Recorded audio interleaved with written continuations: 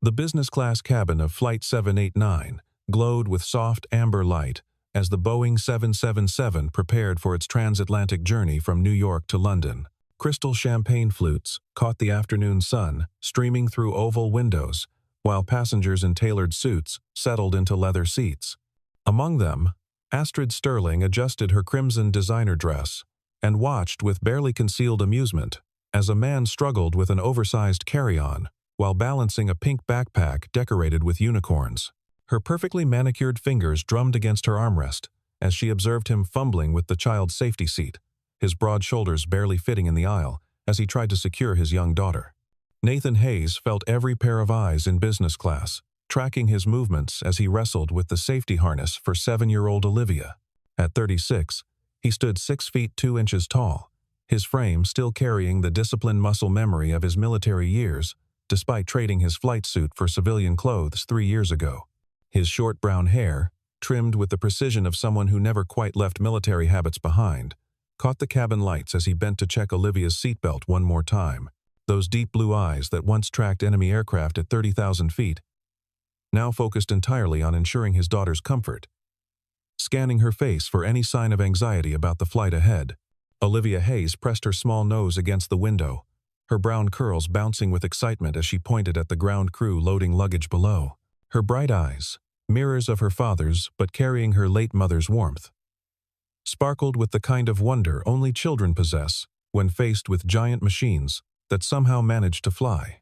She clutched a worn sketchbook filled with drawings of aircraft, each one lovingly labeled in shaky handwriting with details her father had taught her about wing configurations and engine types. At 7 years old, she possessed a curious mind that absorbed everything her father shared about aviation, turning their apartment into a miniature aerospace museum with models they built together on quiet Sunday afternoons. Astrid Sterling observed this domestic scene with the calculating gaze of someone who measured worth in stock portfolios and quarterly earnings. At 34, she commanded boardrooms with the same ease most people ordered coffee, her blonde hair styled in a power bob that had become her signature look across Fortune 500 profiles.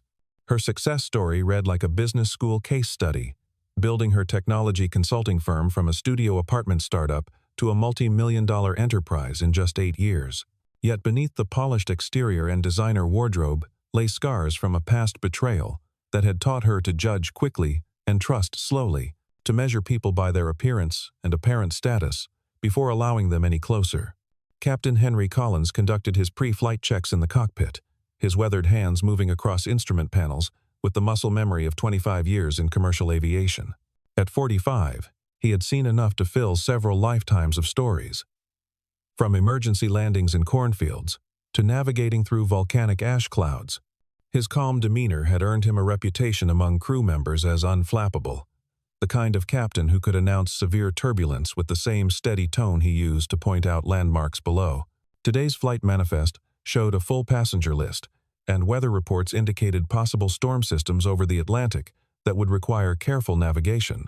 First Officer George Miller adjusted his seat beside the captain, fighting off a wave of nausea he had been battling since lunch. At 38, he was in the prime of his career, recently promoted after 15 years of dedication to the airline. He had mentioned feeling slightly under the weather during pre-flight briefing, but assured Captain Collins it was nothing serious. Probably just something he ate at the airport food court. Neither man could have predicted how this minor discomfort would soon escalate into a crisis that would test everyone aboard Flight 789. Evelyn Brooks moved through the cabin with the practiced efficiency of someone who had memorized every inch of the aircraft. As lead flight attendant at 30, she possessed an uncanny ability to spot potential problems before they escalated, whether it was a nervous first-time flyer needing reassurance or a businessman who had one too many drinks in the lounge. Her keen eyes had already cataloged the passengers in business class, noting the tension between the elegantly dressed blonde woman and the father struggling with his luggage, while other passengers exchanged knowing glances and subtle smirks. Astrid's voice carried just enough volume to ensure neighboring passengers could hear her observation. Business class certainly isn't for everyone, I suppose. Some people really should consider whether they can afford the lifestyle before purchasing tickets. Her comment drew soft chuckles from a hedge fund manager across the aisle and an investment banker seated behind her, their amusement evident in the way they shook their heads and returned to their Financial Times newspapers. Nathan's jaw tightened imperceptibly, a micro-expression that would have been invisible to most observers but represented years of practiced restraint. He had heard similar comments before, in grocery stores when Olivia had tantrums, at school events where other parents drove luxury vehicles while he arrived in his 10-year-old pickup truck. Each time, he remembered Sarah's words from her hospital bed, her hand weak but insistent in his, making him promise to never let pride or anger affect their daughter's happiness. He had traded his fighter pilot wings for a toolbox, accepting a position as an aviation maintenance engineer that paid a fraction of his military salary, but allowed him to be home every night for bedtime stories. "Daddy, why are those people laughing?" Olivia whispered, her small hand finding his as she sensed the uncomfortable atmosphere despite not understanding its source. Nathan knelt beside her seat, his voice gentle and steady, the same tone he used when explaining why Mommy couldn't come back from heaven. "Don't worry about them, sweetheart. Some people just need to make noise. We're exactly where we're supposed to be." He pulled out her favorite book about a brave little airplane that could fly higher than all the others because it had the biggest heart, a story Sarah used to read that had become their nightly ritual. Astrid observed this interaction with a mixture of satisfaction and something else she couldn't quite identify. Perhaps a flicker of discomfort at the genuine tenderness between father and daughter. She had built her empire on reading people, on identifying weaknesses, and leveraging them in negotiations. This man's obvious financial constraints, his dated clothing, the generic brand sneakers, all pointed to someone who had no business in business class, probably someone who had saved for months, or used points accumulated over years for this single luxury experience. The plane pushed back from the gate with the subtle jolt that marked the beginning of every journey into the sky. Nathan helped Olivia locate the safety card, turning the required demonstration into a game as they had done on the few flights they had taken together. She giggled when he made sound effects for the oxygen masks dropping, her laughter, a bright note that cut through the subdued atmosphere of business travelers, focused on laptops and tablets, already open to spreadsheets and presentations.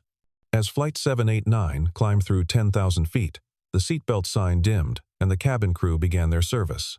Nathan declined the offered champagne, requesting apple juice for Olivia instead, another detail that didn't escape Astrid's notice. She sipped her Dom Perignon while making mental notes for her presentation in London, occasionally glancing at the father and daughter who seemed absorbed in a drawing project involving what appeared to be fighter jets and clouds. The first indication of trouble came at 35,000 feet over the Atlantic Ocean. The plane shuddered.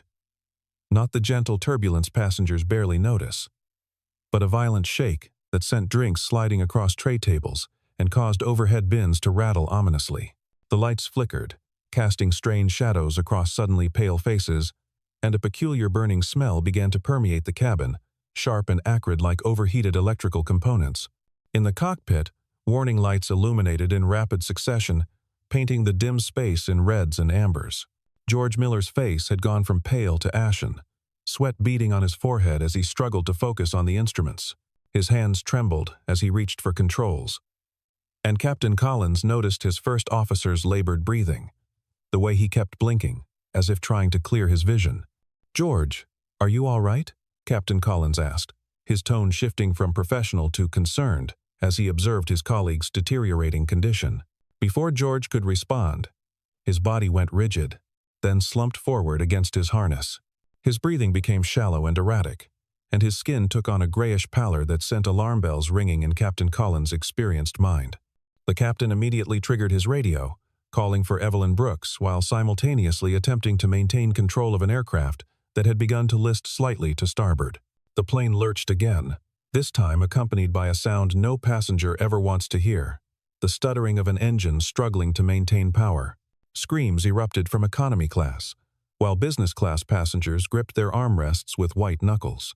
Astrid's champagne glass shattered on the floor, the golden liquid mixing with crystal shards, as the aircraft dropped several hundred feet in seconds before Collins managed to regain control.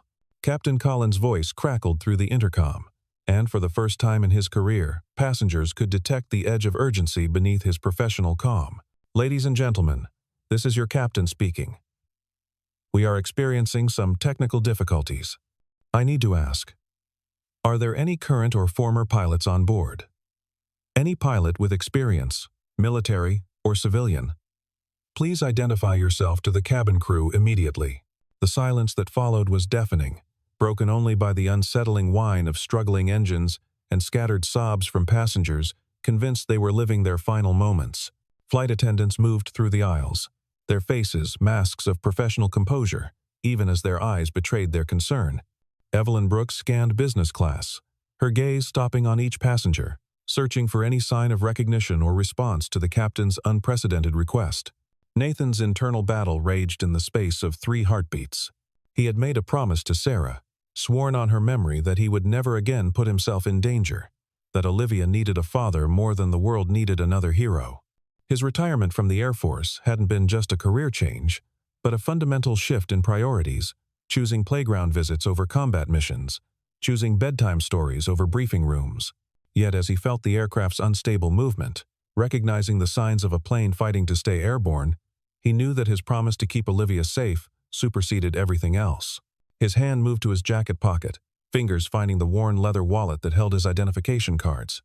Behind his driver's license, carefully preserved despite having no official use for 3 years, was his military ID, the eagle and shield still visible beneath the lamination. Lieutenant Colonel Nathan Hayes, fighter pilot, 22nd Fighter Squadron. The photograph showed a younger man, clean-shaven and stern, eyes focused on distant horizons rather than playground swings and school recitals. Olivia grabbed his hand as the plane shook again, her small fingers interlacing with his. "Daddy, are we going to be okay?" Her voice remained steady, carrying the implicit trust that whatever happened, her father would handle it, the same way he handled nightmares and scraped knees and questions about why some people had mommies and she didn't. Nathan kissed the top of her head, inhaling the sweet scent of her strawberry shampoo, then stood up slowly, his movement drawing every eye in business class. He pulled out the military ID and handed it to Evelyn Brooks, who had materialized beside his seat as if summoned by his decision. Her eyes widened as she read the credentials, immediately understanding the significance of what she held. "That's my daddy," Olivia said softly but proudly, to no one in particular, her chin lifting as she watched her father follow the flight attendant toward the cockpit. He flew the fastest planes in the whole Air Force. He can fly anything. Astrid Sterling stared at the man she had dismissed as beneath her notice, watching his confident stride toward the front of the aircraft. The dated clothes suddenly looked different, the worn jacket revealing itself as military issue. The precise way he moved through the narrow aisle speaking to training and discipline rather than social awkwardness. Her champagne-clouded mind struggled to reconcile this revelation with her earlier assumptions, the cognitive dissonance creating an uncomfortable knot in her stomach that had nothing to do with the plane's erratic movement. Nathan entered the cockpit to find Captain Collins wrestling with controls, while George Miller lay unconscious, strapped in but clearly incapacitated.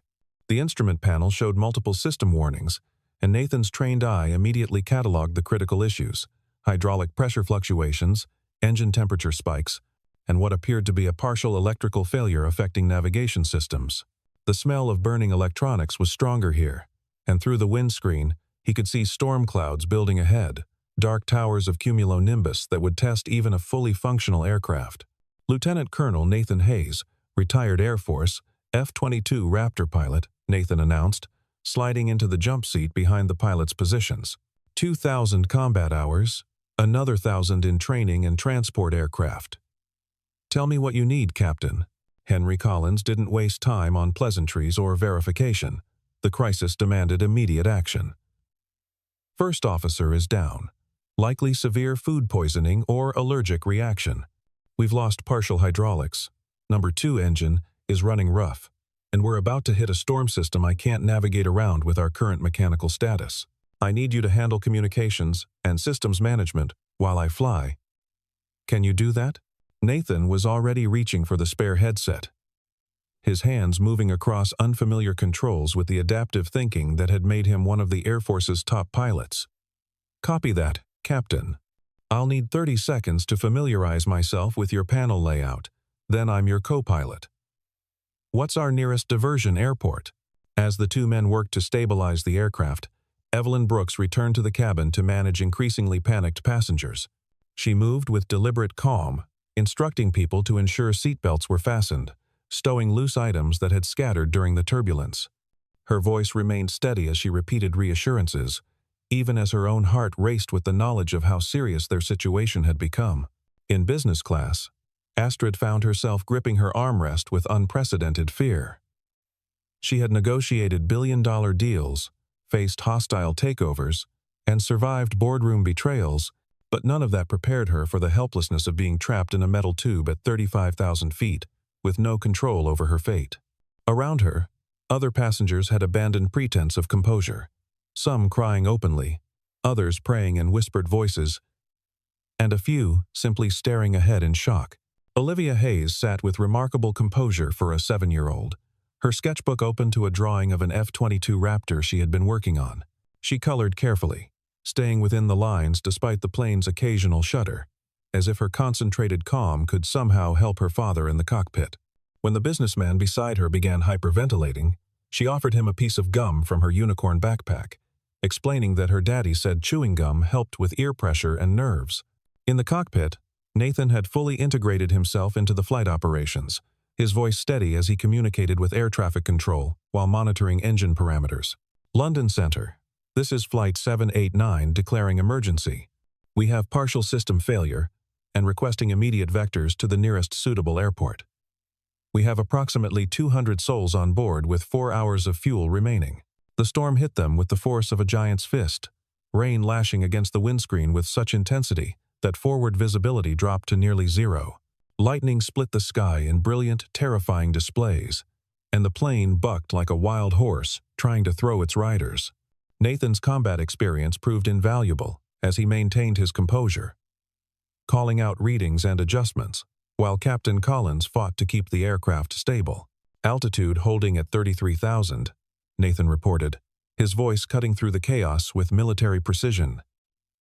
Engine 2, temperature dropping but still in yellow range, hydraulic pressure fluctuating between 40 and 60%. We need to start descent soon, Captain, or we risk complete hydraulic failure. Henry Collins nodded grimly, appreciating the calm competence of his unexpected co-pilot. Together, they began calculating descent rates and approach vectors, factoring in their mechanical limitations and the weather conditions. The nearest suitable airport was Shannon in Ireland, still 90 minutes away under normal conditions, but nothing about their current situation was normal. The descent through the storm tested every skill both men possessed. Nathan called out altitude and speed readings while managing radio communications with increasingly concerned air traffic controllers. He coordinated with emergency services on the ground, ensuring ambulances would be standing by for George and any injured passengers. His fingers flew across the flight management system, inputting corrections and monitoring their glide path, while Collins manually flew the plane through turbulence that would have challenged a fully functional aircraft. 500 feet to decision altitude, Nathan announced as they broke through the lower cloud layer to see runway lights gleaming in the Irish rain. Approach speed 150 knots, slightly high but within parameters given our hydraulic situation. Wind shear warning active. Recommend 10 degrees right correction. The first landing attempt had to be aborted when a severe crosswind pushed them off centerline just before touchdown. Nathan's steady callouts helped Collins execute a textbook go-around, despite the degraded systems, climbing back into the gray clouds for another attempt. Passengers screamed as the engines roared back to full power, the plane climbing at an angle that pressed everyone back into their seats. Astrid found herself praying for the first time since childhood, her usual cynicism stripped away by raw terror. She thought about her empty apartment, the awards and accolades that suddenly seemed meaningless, the relationships she had sacrificed for success. Beside her, she could hear Olivia's small voice saying, "It's okay, Daddy knows what to do. He promised Mommy he'd always keep me safe."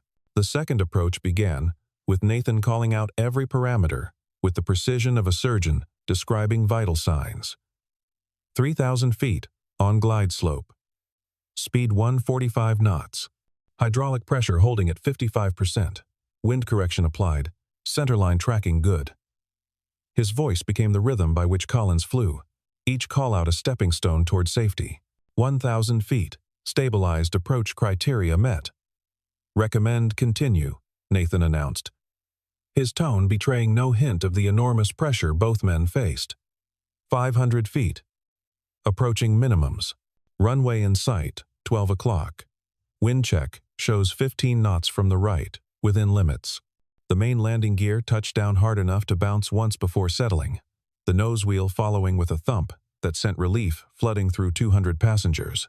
Reverse thrust roared as Collins fought to slow their momentum on the rain-slicked runway, Nathan calling out decreasing speeds while monitoring brake temperatures and hydraulic pressure.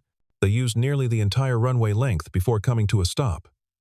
Fire trucks and ambulances already racing toward their position. The cabin erupted in applause and tears of relief, strangers embracing strangers, the shared trauma of near-death creating instant bonds. Evelyn Brooks' professional composure finally cracked as she wiped tears from her eyes while directing the evacuation of George Miller on a medical stretcher.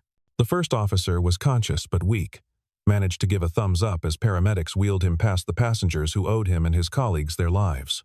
Captain Henry Collins powered down the engines and turned to Nathan with a handshake that conveyed more than words ever could. "You saved us all, Nathan. That was some of the finest flying I've ever been part of. The Air Force lost a hell of a pilot when you retired." Nathan removed the headset, suddenly exhausted as the adrenaline began to fade. "Just did what needed doing, Captain. Any pilot would have done the same." But both men knew that wasn't true. That the combination of combat experience, technical knowledge, and supernatural calm under pressure had made the difference between a successful emergency landing and potential catastrophe. As Nathan emerged from the cockpit, the business class cabin fell silent. The same passengers who had smirked at his struggles with luggage now looked at him with expressions of awe and gratitude. Several stood and applauded. Others simply nodded with respect, understanding that their earlier judgments had nearly cost them the opportunity to ever judge anyone again. Olivia launched herself into his arms the moment he reached their seats, her small body shaking with relief. "I knew you'd save everyone, Daddy. I told them you would." Her simple faith in him was worth more than all the medals and commendations he had earned in his military career. Media crews were already gathering outside the aircraft, having been alerted to the emergency landing and the dramatic story of the passenger pilot who had stepped up when needed most. But Nathan had no interest in interviews or accolades. He gathered Olivia's belongings, her sketchbook and unicorn backpack, preparing to disappear into the crowd of evacuating passengers, just as he had vanished from military life 3 years earlier. Astrid Sterling stood in the aisle, blocking his path. Her designer dress was wrinkled, her perfect makeup smeared by tears of fear, and her usual commanding presence had been replaced by something far more human. "Wait, please," she said, her voice lacking its earlier sharp edge. "I owe you an apology. More than that, I owe you my life. We all do." Nathan adjusted Olivia on his hip, meeting Astrid's eyes with the same steady gaze that had stared down enemy fighters. "You don't owe me anything, ma'am. I'm just a maintenance engineer who knows a bit about planes. Anyone would have done the same for their daughter." The simplicity of his response hit Astrid harder than any accusation could have. She had spent years building walls of wealth and status to protect herself from vulnerability, judging others by their surfaces to avoid seeing their depths. This man had every right to condemn her, to publicly humiliate her as she had tried to humiliate him. Yet he chose grace instead. "I was wrong," Astrid admitted, the words foreign on her tongue but necessary. "I judged you without knowing anything about you. I've spent so long measuring worth by the wrong metrics that I forgot what actually matters." She looked at Olivia, who was watching her with curious eyes. "Your daughter is lucky to have you. I hope someday someone thinks I'm worth that kind of courage." Olivia, with the innocent wisdom of childhood, tugged on Astrid's ruined designer sleeve. "You could have dinner with us," she offered brightly. "Daddy makes really good spaghetti. And we always have enough. That's what Mommy used to say. There's always room for one more friend at the table." Nathan started to object, aware of the vast social gulf between them, but something in Astrid's expression stopped him. Behind the successful CEO facade was a loneliness he recognized, the isolation that comes from building walls so high that no one can climb them. Sarah would have invited her without hesitation, would have seen past the sharp edges to the person underneath who just needed someone to see her as human. "There's a place near the airport hotel," Nathan said finally. "Nothing fancy, just good food and generous portions. You're welcome to join us if you'd like." The restaurant was indeed nothing fancy. Fluorescent lights instead of chandeliers, paper napkins instead of cloth, and menus with pictures of the food. But as the three of them sat in a worn vinyl booth, something shifted in the atmosphere. Astrid found herself laughing genuinely for the first time in years as Olivia explained the aerodynamics of French fries, using them to demonstrate how planes generate lift. Nathan shared stories from his Air Force days, carefully edited for young ears, while Olivia colored on the paper placemat. He talked about Sarah without the raw grief that had once accompanied her name, describing how they met at an air show where she was selling homemade jewelry, how she had insisted he was too serious and needed someone to remind him that not everything in life required military precision. "She sounds wonderful," Astrid said softly, understanding that this glimpse into Nathan's life was a privilege she hadn't earned but was being granted anyway. "She was," Nathan agreed, helping Olivia cut her chicken fingers into smaller pieces. "She made everyone around her better, just by being herself. She would have liked you, would have said you just needed someone to remind you that success isn't about having the most. It's about meaning the most to someone." As the evening progressed, Astrid's phone buzzed repeatedly with messages from her London team about the delayed meeting, from reporters wanting her comment on the emergency landing, from her assistant with a list of urgent decisions needed. For the first time in her professional life, she turned the phone face down and ignored it all, choosing instead to focus on the present moment, on Olivia's animated description of her favorite Disney movie, on Nathan's quiet humor, on the simple pleasure of a meal shared without agenda or strategy. "I build companies," Astrid found herself saying as Olivia dozed against her father's shoulder. "I've created jobs for thousands of people, generated billions in revenue, been featured on magazine covers, but sitting here, watching you with her, I realize I've never built anything that actually matters. No one's ever going to look at me the way she looks at you, with complete trust and unconditional love." Nathan shifted Olivia gently, pulling her jacket over her like a blanket. "It's never too late to change what you're building," he said simply. "Sarah used to say that every day is a chance to choose who you want to be. The past is just practice for the present."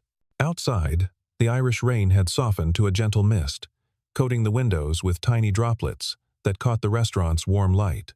Other emergency landing passengers occasionally passed by, some recognizing Nathan and nodding respectfully, but he acknowledged them with only brief smiles before returning his attention to his daughter and unexpected dinner companion. Astrid watched Nathan carry the sleeping Olivia to their hotel shuttle, his strong arms cradling her as if she were made of spun glass. She thought about her own father, distant and demanding, who had measured love in achievements and approval in acquisitions. She had become him without realizing it, building an empire on the same cold foundation that had left her emotionally bankrupt despite material wealth. "Thank you," she called out as Nathan paused at the shuttle door. "Not just for saving our lives, but for showing me what courage actually looks like. It's not about being fearless in boardrooms or conquering markets. It's about being afraid and choosing love anyway." Nathan smiled, the expression transforming his weathered features. "Everyone's fighting something, Miss Sterling. The lucky ones have someone worth fighting for." He glanced down at Olivia, then back at Astrid. "Maybe it's time you found your someone." As the shuttle pulled away, Astrid stood in the drizzle, designer shoes soaking through, hair falling from its perfect style. She thought about the presentation waiting in London, the deals to be made, the empires to expand. Then she thought about Olivia's innocent invitation to dinner, Nathan's quiet grace, the warmth of that shabby restaurant booth. For the first time in years, she wondered if she had been climbing the wrong mountain all along. The news cycle picked up the story within hours, the dramatic tale of a humble single father who saved a plane full of people spreading across international media. But Nathan Hayes refused all interview requests, declining offers for book deals and movie rights, choosing instead to return quietly to his life as a maintenance engineer and devoted father. He had made a promise to Sarah to live for Olivia, and that didn't include fame or fortune, just presence and love. Astrid Sterling returned to her corporate world, but something fundamental had shifted. She instituted new policies at her company prioritizing work-life balance, created a foundation supporting single parents, and began measuring success not just in profit margins but in human impact. She kept a photo on her desk from a news article about the emergency landing, a grainy image of Nathan carrying Olivia across the tarmac, a reminder that true strength isn't about power over others, but responsibility for them. Months later, she received a hand-drawn invitation in Olivia's careful printing to attend her school play. Nathan had included a note saying Olivia had insisted on inviting the nice lady from the airplane who needed friends. Astrid cleared her schedule, flying coach for the first time in a decade, and sat in an elementary school auditorium, watching Olivia play a brave little airplane in a story about flying with your heart instead of just your wings. After the play, as parents gathered for juice and cookies in the cafeteria, Olivia introduced Astrid to her classmates as the lady her daddy helped find her heart. Nathan apologized for his daughter's candor, but Astrid just smiled, understanding that children often see truths that adults work hard to hide. She had built an empire but lost her soul, gained the world but forfeited connection, won every battle except the one that mattered most. The fight to remain human in a dehumanizing world. Standing in that school cafeteria, eating store-bought cookies and listening to Olivia explain why her daddy was the best pilot even though he fixed planes now, Astrid understood what Nathan had meant about finding her someone. It wasn't about romantic love or family in the traditional sense, but about choosing to see others as more than stepping stones or obstacles. About recognizing that every person carried a story worth hearing, a life worth following, a heart worth protecting. The emergency landing of Flight 789 became a footnote in aviation history, just another successful crisis management scenario studied in pilot training programs. But for 200 passengers, it remained a defining moment when ordinary people revealed extraordinary character, when assumptions shattered against reality, when a single father's quiet courage saved them all. Nathan continued his work as a maintenance engineer, finding purpose in ensuring other families traveled safely. He never mentioned his heroic actions unless directly asked, and even then, he credited Captain Collins and the entire crew for the successful landing. His life remained centered on Olivia, on homework help and soccer practice, on bedtime stories and morning pancakes, on keeping his promise to Sarah that their daughter would grow up knowing she was loved more than life itself. But sometimes, on quiet evenings when Olivia was asleep and the apartment was still, Nathan would stand by the window and watch planes passing overhead, their navigation lights blinking in the darkness. He would think about that moment of decision in business class, about choosing between a promise to stay safe and a promise to keep her safe, about how sometimes the greatest courage isn't in the dramatic gesture, but in the daily choice to show up, to be present, to love without reservation or requirement. The story could have ended differently, with tragedy instead of triumph, with loss instead of lessons learned. But in that crucial moment, when Captain Henry Collins asked for help, when systems failed and storms raged, when judgment yielded to desperation, a humble single father stood up and reminded everyone that heroes don't always wear capes or uniforms. Sometimes they wear faded jackets and carry unicorn backpacks, their superpower nothing more or less than the determination to protect what matters most. And in first-class seats or economy rows, in boardrooms or break rooms, in moments of crisis or quiet contemplation, perhaps that's the only measure of worth that truly counts. Not what we've accumulated, but what we're willing to sacrifice. Not what we've achieved, but whom we've chosen to become. Not the heights we've reached, but the hands we've extended to help others climb. The rain continued to fall gently on Shannon that night, washing the emergency foam from the runway, carrying away the evidence of near disaster. But in a small hotel restaurant, 3 unlikely souls shared a meal and discovered that sometimes the greatest journeys aren't measured in miles traveled, but in walls dismantled, in judgments released, in hearts open to possibilities previously unimagined. And sometimes, just sometimes, that's enough to change everything.